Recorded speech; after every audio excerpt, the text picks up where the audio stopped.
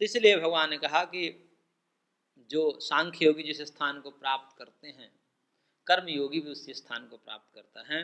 और इस प्रकार से एकम यह सांख्यम च योगम एकम पश्यति, जो सांख्य और योग को, सांख्य योग अलग अलग है, सांख्य का मतलब जो निवृत्ति प्रधान मार्ग है और योग का मतलब कर्मयोग जो प्रवृत्ति प्रधान मार्ग है, इन दोनों को एकम पश्यति, एक रूप में देखता है। एक रूप में किस दृष्टिकोण से?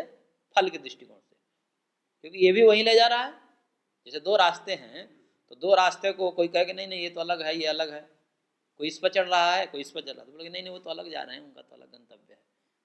लेकिन जो जानकार है, जो उस गंतव्य को जानता है कि ये भी अंततः वही जाएगी और ये भी मार्ग वही जाएगा, दोनों एक ही स्थान पर जाके मिलेंगे। इसलिए जो विवेकी है क्या कहेंगे, वो कुछ देर के लिए भिन्न दिख रहा है, भेद दिख रहा है, लेकिन ये दोनों एक ही है। क्यों? क्योंकि गंतव्य एक ही है, प्राप्ति एक ही चीज की हो रही है। इसलिए थोड़े देर के लिए हमारे उसको अधिकारी भेद कर दीजिए, हमारी स्वाभाविक जो प्रवृत्ति है उसके आधार पर। किसी की प्रवृत्ति होती है कि वो नहीं कर सकता, जैसे कई लोग की ऐसी प्रवृत्ति होती है कि वो साधु हैं, कोई दोष नहीं है, पर वो उनकी प्रवृत्ति ये नहीं है कि वो कर्म कर सके, उनको झंझट लगता है, झंझट लगता है कि संसार के काम करने में मैं अच्छा नहीं लगता, उनका स्वभाव नहीं है। तो ठीक है, वो निवृत्त है, उनको कोई मतलब नहीं समाज से, सामाजिक क्रियाओं से, लेकिन वो खराब है ऐसा भी नहीं है, उनकी प्रवृत्ति नहीं। सबकी प्रवृत्ति अलग अलग होती है, सब प्रवृत्ति की बात।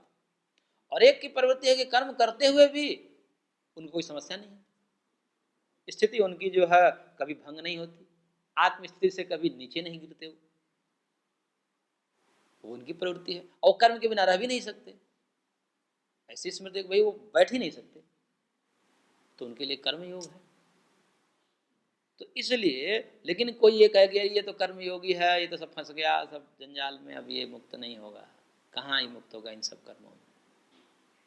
तो करे कि नहीं, ऐसा जो देखता है वो मानव ठीक से नहीं देखता, लेकिन जो दोनों को, सांख्य और कर्म योग को, प्रवृत्ति और निवृत्ति के जो दोनों को एक ही समझता है, देखता है, वही वास्तविक रूप में सपश्यति, वही वास्तविक रूप में देखता है, वही ज्ञानवान है जो दोनों को एक ही समझता है। इसलिए अलग अलग नहीं है, दोनों से जो प्राप्तव्य है, गंतव्य है, वो समान ही है। इसलिए प्रवृत्ति मार्ग और निवृत्ति मार्ग में कोई भेद नहीं है, भेद बस समझ की है। और आगे भगवान कह रहे हैं, क्योंकि भगवान ने एक बात कही थी, दोनों में अपेक्षा जब तुलना की जाती है तो एक में तो श्रेष्ठता आ ही जाती है। तो जब तुलना अर्जुन के मन में आए कि भाई तुलना करके हमें बता दो दोनों में से कौन श्रेष्ठ है, तो भगवान ने कह दिया कि कर्मयोग श्रेष्ठ है।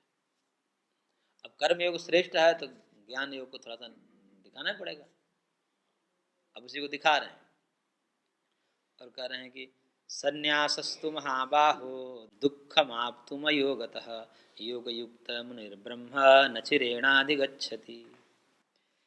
करके अर्जुन, अयोगतः संन्यास आप्तुम दुःखम, करेंगे अयोगतः यानी कि कर्म योग के बिना, योग और अयोग मतलब निषेध अर्थ में है कि कर्म योग के बिना, बिना कर्म योग के संन्यास आप्तुम दुःखम, जो संन्यास है, संन्यास का मतलब निवृत्ति प्रधान जो मार्ग है, बहुत कष्ट देने वाला है। क्योंकि जिसने अभ्यास नहीं किया कर्मयोग का, उसके लिए ये मार्ग बहुत कठिन हो जाता है। इसलिए प्रारंभ में उनको भी कर्मयोग करना ही पड़ता है। जाते भी है गुरु के पास और कहते हैं कि हमको संन्यास दे, तो भी नहीं देते, लेकिन अभी सेवा करो, क्योंकि सेवा से चित्त की शुद्धि होगी, अंतःकरण की शुद्धि होगी, तुम्हें पता चलेगा कि कैसे सेवा में राग द्वेष होता है। कुछ तुम्हारे प्रतिकूल लोग मिलेंगे, कुछ तुम्हारे अनुकूल मिलेंगे, अनुकूल मिलेंगे उसके साथ तुम्हारा राग होगा, प्रतिकूल होगा तो तुम्हारे साथ द्वेष होगा। वहीं जो है गुरु डांटेगा कि यहाँ राग द्वेष नहीं करना है, तुम्हें प्रतिकूल है तो भी तुम्हें द्वेष नहीं करना, अनुकूल है तो तुम्हें ज़्यादा राग नहीं करना है, उसके ज़्यादा पक्ष नहीं लेना है, उसके साथ ज़्यादा उठना बैठना नहीं है, तुम्हें राग हो गया फिर तो वही गृहस्थी बात अब हो गई, संसारी काम यहाँ भी करोगे। तो इस प्रकार से जिसने कर्म योग का निर्वाह नहीं किया उसके लिए तो संन्यास यानी कि निवृत्ति मार्ग और कठिन है। और जो ये कभी कभी देख लिया जाता है कि कोई जन्म से ही निवृत्त होता है, तो वो जन्मांतरीय उनके कर्म योग का अनुमान करना पड़ता है कि पूर्व जन्म में उन्होंने कर्म योग इतना किया है कि उसका फल ये हुआ कि अब वो जन्म से ही विरक्त हैं, जन्म से ही जो है निवृत्ति प्रधान है। इसलिए निवृत्ति मार्ग में भी प्रवृत्ति आवश्यक है, प्रवृत्ति के बिना निवृत्ति कष्टकारी है, दुखदायी है। तो इसलिए जो है अयोगतः संन्यास आप तुम दुखम, बिना कर्म योग के संन्यास अर्थात मन इंद्रिया शरीर द्वारा होने वाले संपूर्ण कर्मों का जो है कर्तापन का त्याग करके, और ये जो बहुत कठिन मार्ग है। और कह रहे हैं भगवान कि मुनि योग युक्त ब्रह्म न शिरेण अधिगच्छति। जो मुनि है, मुनि का मतलब भगवान का स्वरूप का मनन करने वाला, जो सदैव भगवान के स्वरूप का मनन करता रहता है, उसको मुनि कहते हैं। तो मुनि योग युक्त ब्रह्म न चिरेण अधिगच्छति। लेकिन जो मुनि है जो निरंतर भगवान का भजन करता है और योग युक्त है, योग युक्त मतलब कर्म में सब कर रहा है, सब कर्म कर रहा है, लेकिन कर्म करते हुए भगवान की स्मृति बनी हुई है उसकी, ऐसा जो मुनि है मनन करने वाला, योग युक्त यानी कि कर्म योग से युक्त होकर के और कर्म करते करते ही शीघ्र ही ब्रह्म को प्राप्त कर लेता है, शीघ्र ही मोक्ष को प्राप्त कर लेता है, शीघ्र ही भगवत साक्षात्कार हो जाता है उसको। कर्म योग करते हुए ही, यदि कर्म योग न करे तो निवृत्ति में तो ये समस्या है कि व्यक्ति को लगेगा कि मैं सिद्ध हो गया। निवृत्ति में सबसे जो बड़ा खतरा है वो यही है कि व्यक्ति को लगता है एकांत में कि मैं तो सिद्ध हूँ। क्यों? क्योंकि काम नहीं आ रहा है मेरे को, क्रोध नहीं आ रहा है, लोभ नहीं आ रहा है, इसलिए मैं सिद्ध हूँ। आएगा कैसे? काम के सामग्री तुम्हारे साथ नहीं है, सामने नहीं है, लोभ के सामग्री पैसा आदि तुम्हारे पास नहीं है, और द्वेष के सामग्री कोई दूसरा ही नहीं, एकांत में बैठे हुए, तो कैसे होगा? आलम्बन जब आता है तब पता चलता है। और वो व्यक्ति जो है एकांत में ही रहा है। हमने तो कई ऐसे व्यक्ति को देखा कि भयंकर एकांत में और बहुत वर्षों से एकांत में, लेकिन उनके पास आप एक हफ्ता रह लीजिए कोई व्यक्ति जाकर, तब देखिए और राग द्वेष हो जाता है उनको, फिर गुस्से हो जाते हैं, और तब लगता है कि क्या किया इन्होंने इतने साल जो है एकांत में रह करके क्या किया इन्होंने। इतना तो और जगह संसार में भी तो यही चलता है, भाई हमारे प्रतिकूल हो आप, इसलिए हम आपसे द्वेष करेंगे, हम आपको पसंद नहीं करेंगे, अनुकूल हो तो आपको बैठाएंगे, खूब आपको आपसे बातें करेंगे, यही तो होता है। और वही एकांत में बैठे वाला व्यक्ति भी कर रहा है, एकांत सेवन, दीर्घकाल एकांत सेवन करने के पश्चात भी यही कर रहा है, तो आपने प्राप्त क्या किया? आपको लग रहा है कि मैं एकांत में हूँ इसलिए मेरे के अंदर काम क्रोध लोभ नहीं आ रहा है, इसलिए मैं सिद्ध हो गया। ऐसा नहीं है। कर्म योग में होता है कि सामग्री आपके समस्त विषय बराबर आपके समक्ष प्रस्तुत होते रहते हैं, काम क्रोध लोभ आदि के विषय प्रस्तुत होते रहते हैं, सजगता बनी रहती है वहाँ पर बार बार अपने चित्त को, अपने इंद्रियों को संयमित करना पड़ता है। हमें ऐसा नहीं करना है, हमें ऐसा नहीं देखना है, हमें ऐसा नहीं छूना है, हमें ऐसा नहीं देखना है, बार बार हमें ये स्मृति लानी पड़ती है, और इस स्मृति पूर्वक प्रयत्न पूर्वक वैसा जीवन जीना पड़ता है। और धीरे धीरे करते हैं तो ऐसा करते करते फिर वो राग द्वेष खत्म होने लगते हैं। कर्मयोग के द्वारा, इसलिए महर्षि पतंजलि ने तो कहा कि कर्मयोग पहले आवश्यक है, उसी को कर्मयोग को क्रिया योग उन्होंने कहा। तपस स्वाध्याय ईश्वर परिधानानि क्रिया योगा, क्रिया योग अर्थात कर्मयोग। और इसका क्या फल है? तो उन्होंने कहा कि क्लेशों का तनु करना और समाधि भावनार्थ क्लेश तनु करनार्थ, किस भगवान के प्राप्ति के निमित्त आपके चित्त की योग्यता तैयार हो जाती है कर्मयोग से। कर्मयोग से चित्त शुद्ध होने लगता है और सारे क्लेश जो हैं राग आदि वो कमजोर होने लगते हैं, कमजोर होने लगते हैं।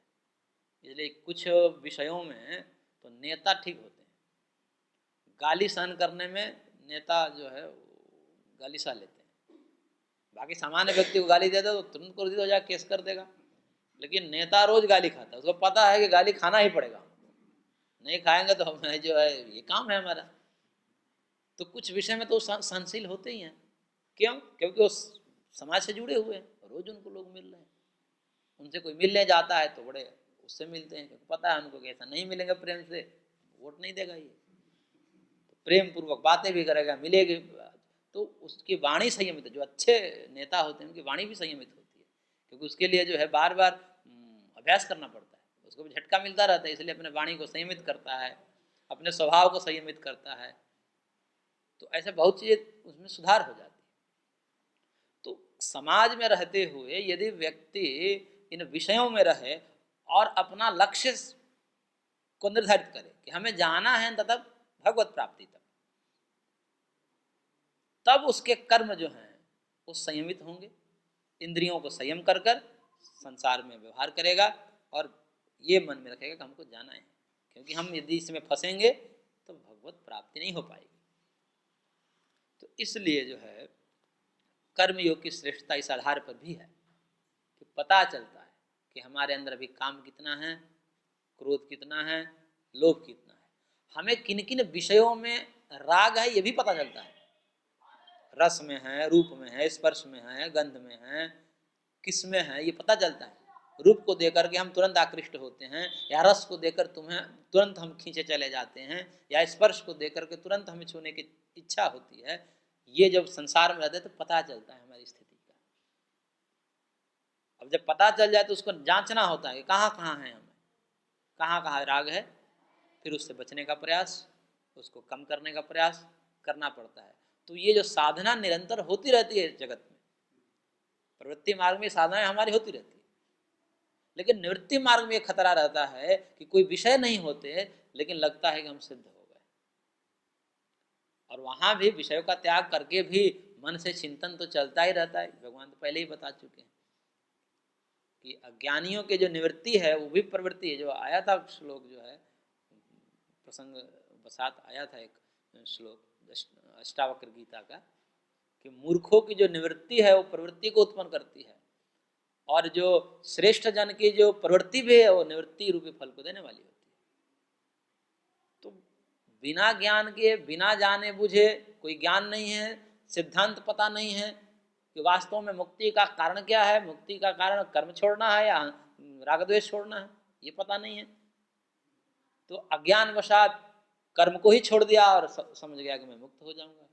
वो छोड़ना भी, उसका कर्म त्याग भी एक पाप बन जाता है। और ज्ञानी का जो कर्म करना भी वो बंधन का कारण नहीं बनता, क्योंकि वो राग द्वेष रहित होकर कर्म करता है। तो ज्ञान की कमी है, ज्ञान बोध होना चाहिए, इसलिए पढ़ा जाता है शास्त्र, इसलिए सत्संग करना पड़ता है, गुरुजनों के शरण में जाना पड़ता है, कि ताकि एक बार सिद्धांत पता चल जाए।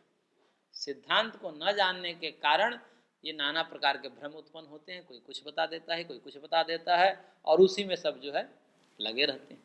ये ठीक है तो ये ठीक है, ये ठीक है, ये ठीक है, ये निर्धारित ही नहीं होता। जीवन भर निर्धारित ही नहीं हो पाता कि ठीक क्या है, कैसे पूजा करें। अब इसमें बहुत लोग बहुत प्रकार की बातें बताएंगे, आप आगे भगवान पूजा के भी विषय में बताएंगे कि पूजा का वास्तविक अर्थ क्या है। तब भगवान कह रहे हैं कि ये जो योग से युक्त है, कर्म योग से युक्त है व्यक्ति, वो तो शीघ्र ही ब्रह्म प्राप्ति कर लेता है, भगवत प्राप्ति कर लेता है। परंतु जो संन्यास मार्ग है, निवृत्ति मार्ग है, उसको कर्म योग का अनुष्ठान के बिना बहुत कष्ट होता है। और उसी कर्मयोगी की जो विशेषता बताते हैं भगवान कह रहे हैं कि योग युक्तो विशुद्धात्मा विजितात्मा जितेन्द्रिय सर्वभूतात्म भूतात्मा कुर्वन्नपि न लिप्यते। करे भगवान की विजितात्मा, जितेन्द्रिय, विशुद्धात्मा, ये सब विशेषण है उस कर्मयोगी के, कि वो कर्मयोगी कैसा होता है। विजितात्मा, अपने आप को, अपने मन को वश में करके, अपने आप को वश में किया हुआ है। जितेंद्रिय, अपने इंद्रियों को जीता हुआ है, अपने इंद्रियों को जीता हुआ है, अपने मन को वश में किया हुआ है।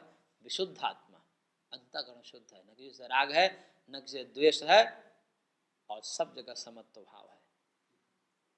कबीरा खड़ा बाजार में, मांगे सबकी खैर, ना काहू से दोस्ती ना काहू से बैर।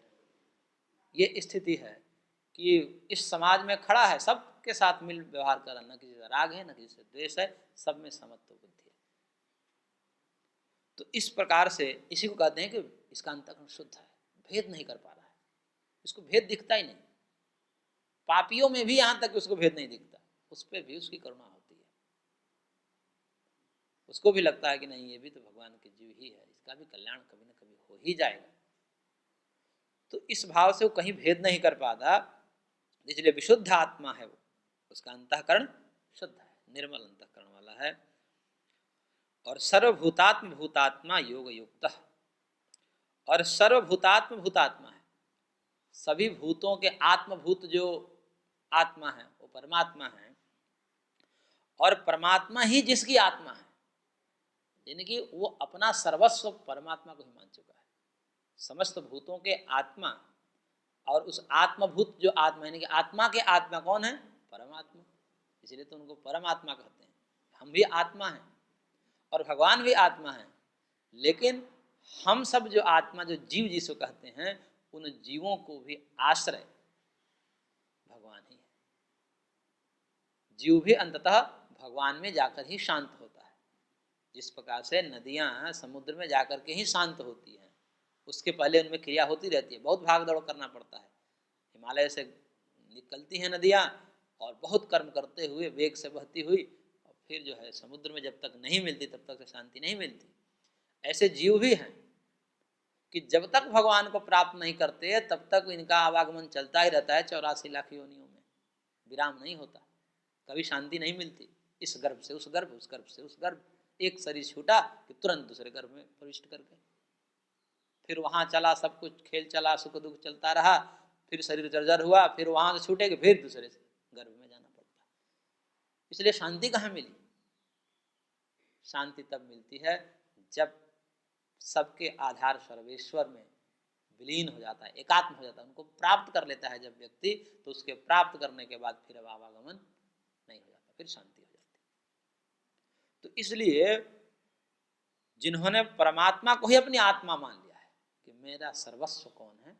भगवान है, और ऐसा मान करके कुर्वन्नपि न लिप्यते, कर्म करते हुए भी लिप्त नहीं होता, सब कर्म करेगा, सब कर्म करेगा। सामान्य जो कर्म किया जाता है, जो अन्य लोग करते हैं, वही सारे कर्म करेगा अपने घर गृहस्थी का, लेकिन अब लिप्त नहीं होगा, अब बंधन में नहीं आएगा, कर्म उसको बांधेगा नहीं। कर्म बांधता ही तब है जब मन में संसार बसा हुआ है। कर्म उसका कुछ नहीं बिगाड़ सकता जिसके मन में भगवान बसे हुए, भगवान की विस्मृति नहीं हो रही है जिसके अंतःकरण से, उसका कर्म कुछ नहीं कर सकता, कर्म उसको बांध नहीं सकता। भगवान को हम विस्मृत कर देते हैं, तभी से सारे दुख और सारा चक्कर शुरू हो जाता है। तो इसलिए वो अखंड स्मृति बनी रहे किसी भी प्रकार से, बस यही अंतिम निचोड़ रूप है। समझिए कि किसी भी प्रकार से, किसी भी विधा से, किसी भी उपदेश से हमारी भगवत स्मृति अखंड हो जाए। अभी खंड खंड होती है, बीच में भगवान याद आते हैं, फिर भूल जाते हैं, फिर याद आते हैं, फिर भूल आते हैं। मंदिर में या पूजा पाठ करते समय बैठते हैं तो थोड़ी देर भगवान आते हैं, उसमें भी भूल जाते हैं। उसमें भी जितने देर का पूजा पाठ होता है उतने समय मन एकाग्र थोड़ी रहता है भगवान में, वहां भी चित्त संसार की तरफ चला ही जाता है। तो ये जो मन है वो भगवान में निरंतर लगा रहे, इसी के लिए नाना प्रकार के कर्मकांड करवाते हैं, नाना प्रकार के विधियां बताते हैं कि किसी प्रकार से, किसी बहाने आपको याद आता है। इसलिए जगह जगह मंदिर भी इसीलिए बनाया जाता है, चौक चौराहे पे बना देते हैं मंदिर, हर एक चौक चौराहे पे, ताकि घर से निकलो तो याद, मंदिर को देखकर तो कम से कम तुम्हें याद आ जाए कि भगवान है। तो ये सब जो है इसीलिए कि हमारे भाव जगा रहे, लेकिन जिसके अंदर समत्व भाव आ गया, सब जगह भगवान है, ये सबसे श्रेष्ठ भाव है।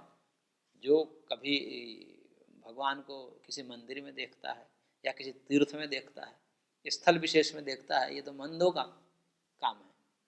ये मंद बुद्धि जो हैं उनको जो है भगवान कहीं एक जगह दिखते हैं, मंदिर में ही दिखते हैं, देवालय में दिखते हैं, तीर्थों में दिखते हैं, हिमालय में दिखते हैं, सब जगह नहीं दिखते। तो ये जो मंद प्रवृत्ति के लोग हैं, मंद प्रकृति के लोग हैं, उनको ऐसा होता है। लेकिन जिनकी बुद्धि उत्कृष्ट है उसको सब जगह भगवान दिखते हैं, उनके लिए मंदिर की आवश्यकता नहीं होती। उसके लिए तो ये पूरा संसार ही भगवान का मंदिर है और एक एक कण कण में भगवान विराजमान है, ऐसी उनकी बुद्धि होती है। तो इस प्रकार से जो है सब भूतों के आत्मभूत जो परमात्मा हैं और उन्हीं के निमित्त होकर सब कर्म करता हुआ भी वो न लिप्यते, वो लिप्त नहीं होता। और फिर करता क्या है, वो कैसे अपने आप को, वो जो ब्रह्म प्राप्त या ब्रह्म संपन्न, ब्रह्म साक्षात्कार संपन्न जो जीव हैं, वो अनुभव क्या करता है, तो अनुभव करता है कि नैव किंचित करोमीति युक्तो मन्येत तत्त्ववित् पश्यन् छिण्वन् स्पृशन् जिघ्रन् नश्नन् गच्छन् स्वपश्वसन्। कह रहे कि नैव किंचित करोमीति युक्तो मन्येत तत्त्ववित्, वो ये मानता है कि मैं जो हूँ तत्ववित्, यानी कि तत्व को जानने वाला ब्रह्म साक्षात्कार संपन्न जो योगी है वही तत्ववित् है। तत्ववित् मतलब ब्रह्मवित्, तत्ववित् तो एकमात्र ब्रह्म ही है। और तत्ववित् जो युक्त है, यहाँ पर जो है योग युक्त नहीं है, अपितु सांख्य ज्ञान से युक्त जो है, ज्ञान मार्गी जो है तत्ववित्। सांख्य योगी जो है क्या देखता है अपने आप को,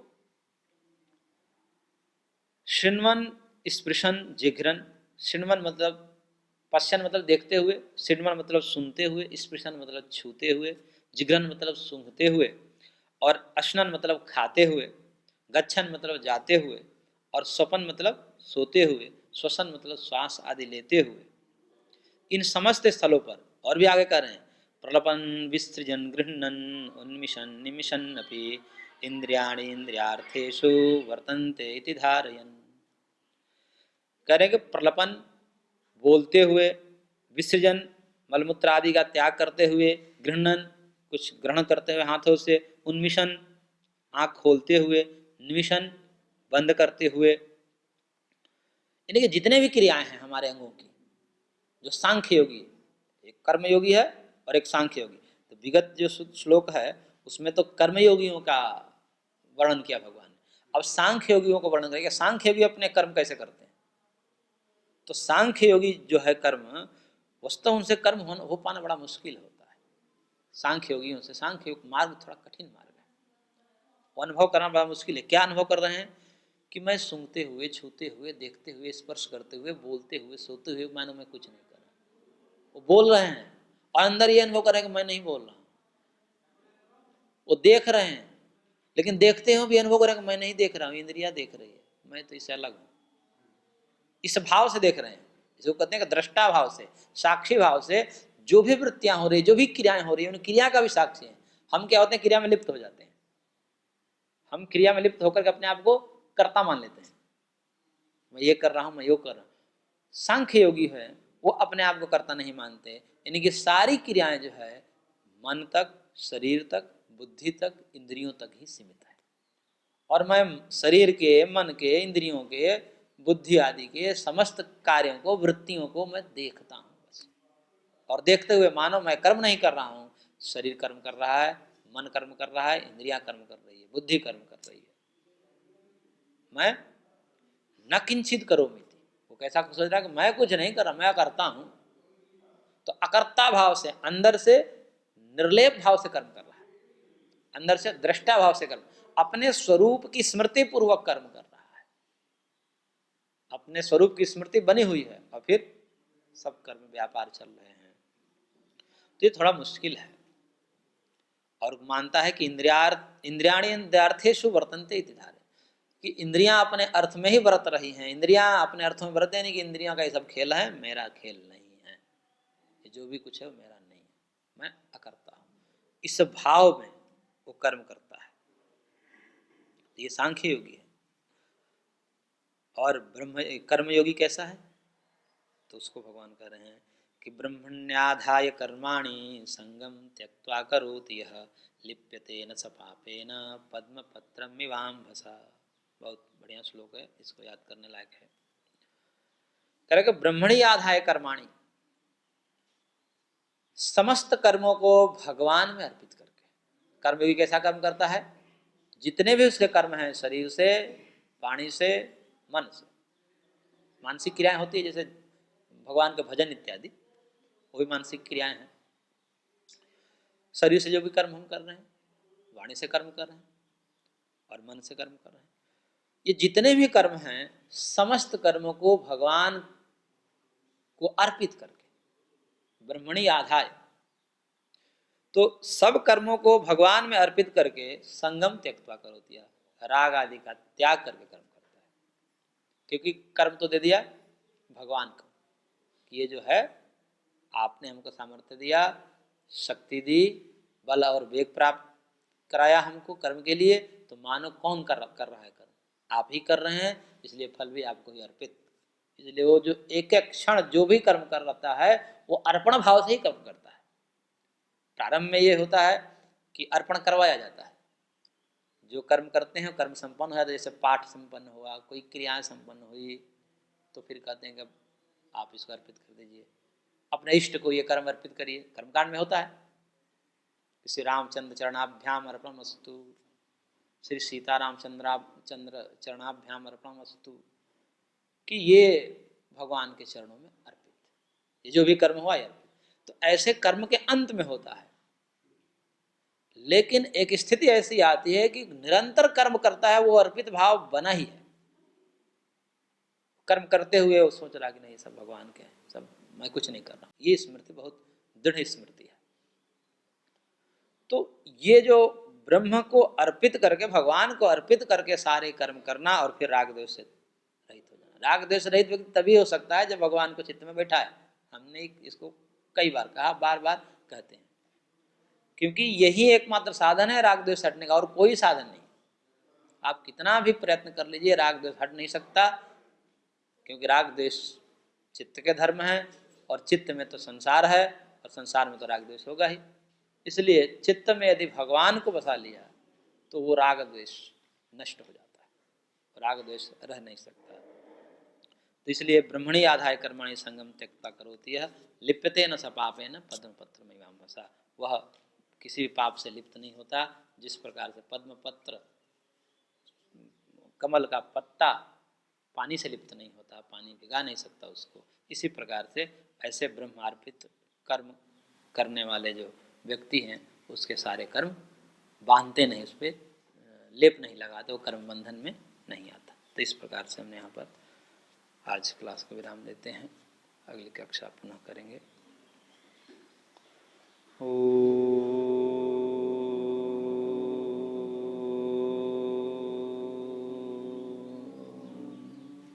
शांति शांति शांति।